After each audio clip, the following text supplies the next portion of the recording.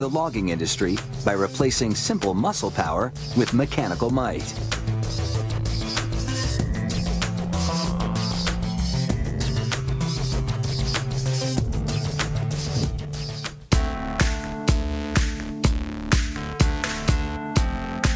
The chainsaw can fell a tree and quickly turn logs into lumber.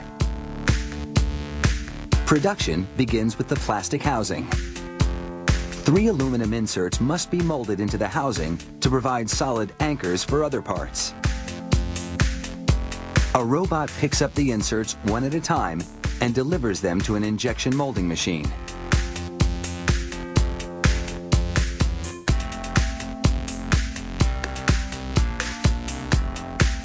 Then, it places the inserts into a mold at the front of the machine.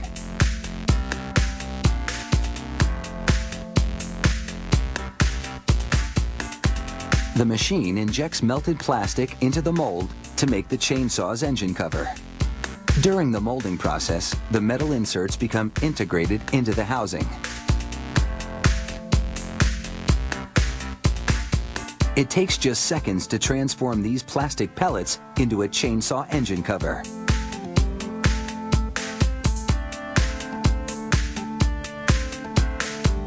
The robot carries each engine cover to an automated cutter that removes any unwanted bits of plastic.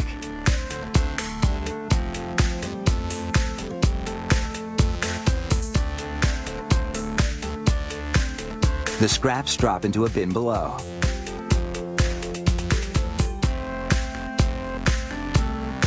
The hot covers cool for about 10 minutes. Then the robot moves them to the next station. There's one more piece of plastic housing, the fuel tank. The sonic welder melts and fuses it to the engine cover using high-frequency vibration.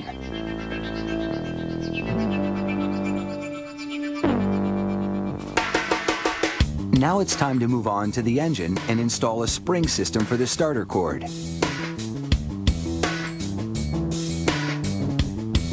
The 2-stroke engine slides into the plastic casing, and a spark plug is popped into place.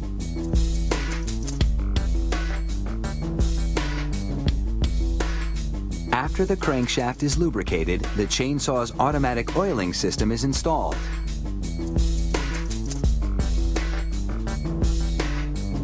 The carburetor is attached, along with the pull cord starter system. The saw gets an air filter. Then the chain bar's stud bolts are dipped in adhesive and screwed into the inserts molded into the plastic housing. The rear handle goes on,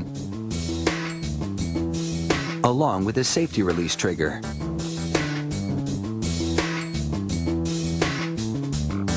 The front handle is screwed into place.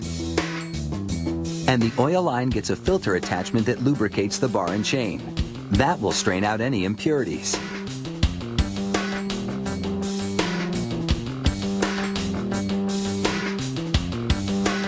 Next, workers install bearings and the crankshaft clutch system. The clutch is the link between the engine and chain. When it's engaged, the chain will move around the cutting bar.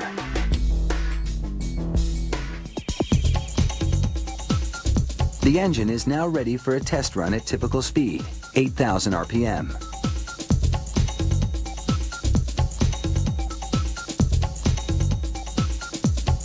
Technicians adjust the carburetor so that it mixes the right amount of gas and air, and check the exhaust to make sure it doesn't exceed pollution standards. Workers attach the company's logo and other operational information. Then the brake system goes into place.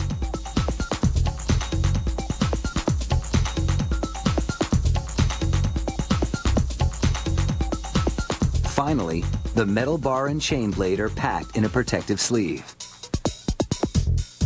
Once the saw's chain blade is installed, the owner has a power tool with teeth for almost any job.